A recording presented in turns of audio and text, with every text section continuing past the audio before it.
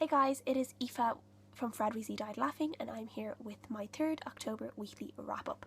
So I read 4 books this week. 3 of them were really good, 1 of them was not so good, and I'll tell you all about them now. So the first book I read this week was Not That Kind of Girl by Lena Dunham. I had read the majority of this last week and I finished it up the last 50 or so pages on Monday night, so technically I read most of it last week, but I really enjoyed this book, and I was actually quite surprised that I loved it so much because I wasn't really sure what to expect going into it. I do like Lena for kind of just the different things. I think her views on feminism and different things like that are really good, and gender issues and all that kind of stuff I really enjoy. But I'm not a huge fan of her TV show Girls, which is where a lot of people know her from. I do watch it. I have watched a couple of seasons, but it's one of those things that I might watch for maybe a week or so, and then it would be 6 months before I watch it again. I'm just not completely hooked into it. I'm not completely sold on the whole Girls thing. So I wasn't really sure about this book, but I really enjoyed it. I don't know what it is about her and her writing, because I have quite a different personality to her, but I still really connected with the stories that she was telling and how open she was about different things and how frank she was about all those embarrassing incidents that happened to her that made me laugh. It was really enjoyable to read about, and I gave it 5 out of 5 stars just because I loved it so much and I had such fun reading it. The next book I read was The Accident Season by Moira Fowley-Doyle, and I got this as an ARC from NetGalley, so thank you very much to NetGalley and the publishers for that.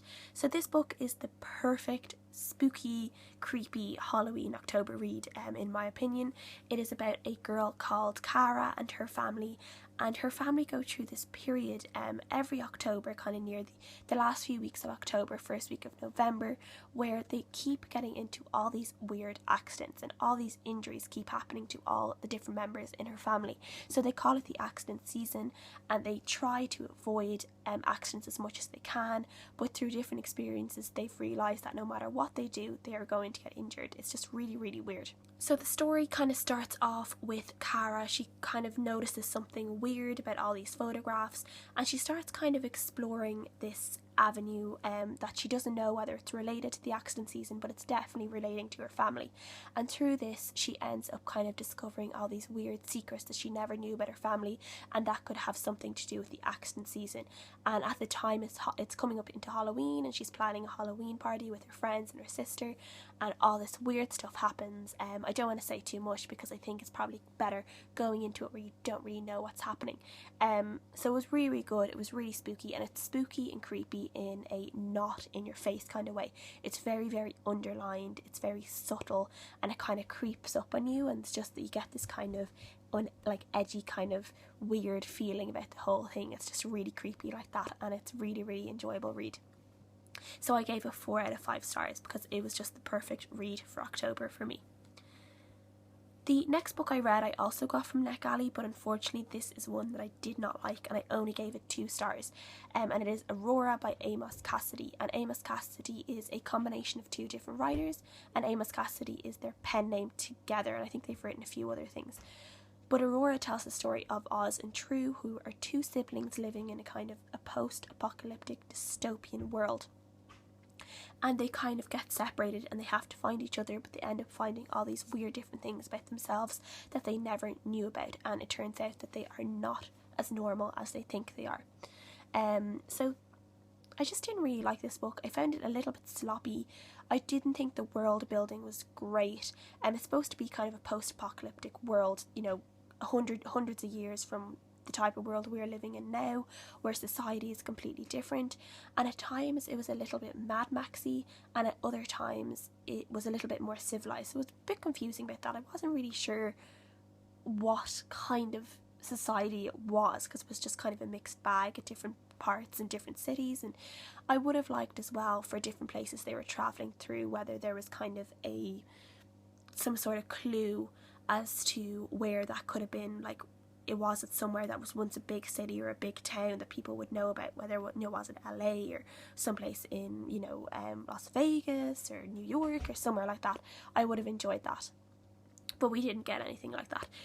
And then there was a little bit of kind of incest going on through it that I didn't really know. I was kind of like, is this just me? Am I the only person that's getting this weird kind of close relationship between these two? And then about 20% in, I was like, it's not just me. It's supposed to be part of the plot. And if I had known it was going to be part of the plot, I wouldn't have read it, because this is something I don't like to read about. It's just yucky to me. I don't like to read about this kind of thing. So that plot line went kind of weird and sideways, and all this stuff happened, and they kind of tried to make excuses for it, and I didn't really buy the excuses, because at the same time they were still thinking of each other as brother and sister, yet they were kind of thinking all these other weird feelings about each other, and I was like, okay, no. And then they were trying to bring in other relationships, and it just didn't work because it wasn't built upon enough. And yeah, and then the ending was just rushed and sloppy, and it was like, 90% of the rest of the story, and then the ending we got was only like 4% of the whole book, and then there was like a crappy epilogue where nothing really happened, and that's about that. And it was just a waste of time, me reading it, I think. I just didn't really like it, and I wouldn't recommend it to people, so I only gave it 2 stars. I didn't hate it enough to give it 1 star, but it's probably more of a 1.5, 2 stars. It just wasn't very good. So yeah. But then the last book I read this week was actually very, very, very good, and I absolutely adored it. And it is Because You'll Never Meet Me by Leah Thomas. And this book is about 2 kids. There's one called Ollie, who is allergic to electricity, so he has to live in kind of the middle of a woods with his mother, like completely separated from any kind of electricity, because if he goes into contact with anything electric, he ends up convulsing and having seizures, and his nose starts bleeding, and all sorts of things happen to him that could almost kill him. And then he starts writing letters to this boy called Maurice, who lives in Germany, and Maurice is actually blind, but he also has a pacemaker, which means that even though him and Ollie spark up a friendship, they can never meet each other, because the pacemaker could, really, really harm Ollie, and then Ollie could also do something to the pacemaker which could cause the pacemaker to stop working and kill Maurice.